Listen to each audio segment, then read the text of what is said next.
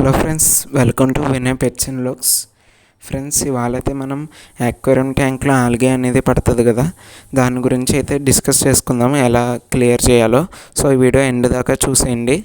ఈ వీడియో ప్రతి బిగినర్కి చాలా ఉపయోగపడుతుంది. సో ఫస్ట్ వచ్చేసి ప్లెకో ఫిష్ అనేది మన అక్వేరియం గ్లాస్ మీద పట్టే ఆల్గేని తినేస్తుంది.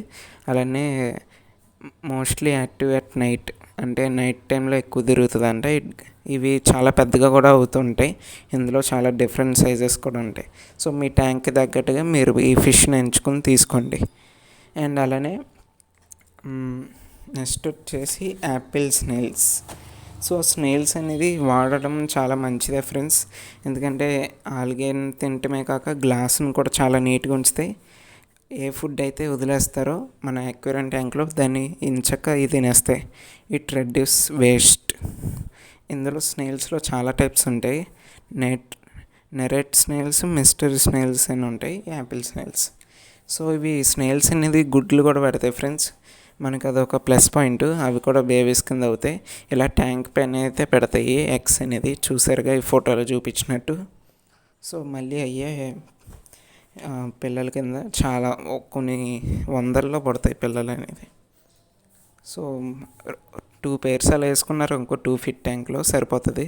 ఇప్పుడు నేను చూపిస్తున్నాను కదా, ఇలాగ ఉంటాయి.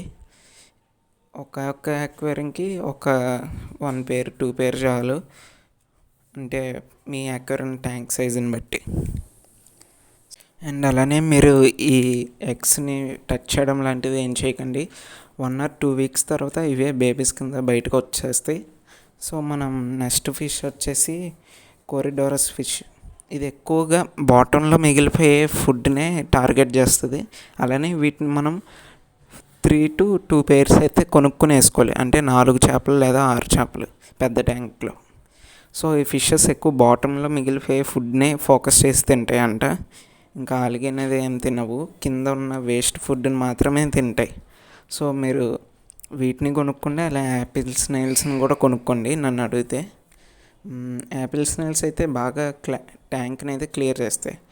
ఈ కోరిడోరస్ ఫిష్ అయితే కింద ఉన్న బాటమ్ మిగిలిపోయే ఫుడ్ బాగా క్లీన్ చేస్తాయి. మరి ఇవి కూడా చాలా అవసరమైతే అవుతాయి మనకి. సో ఫ్రెండ్స్, ఇప్పుడు దాకా చూసారంటే మీకు నా వీడియోస్ నచ్చినాయని అనుకుంటున్నాను. సో మళ్ళీ రేపు వీడియోతో మళ్ళీ కొత్త కంటెంట్తో మళ్ళీ మీ ముందుకు వస్తాను. నా ఛానల్ సబ్స్క్రైబ్ కొట్టి పెట్టుకోండి. నేను మీ వినయ్.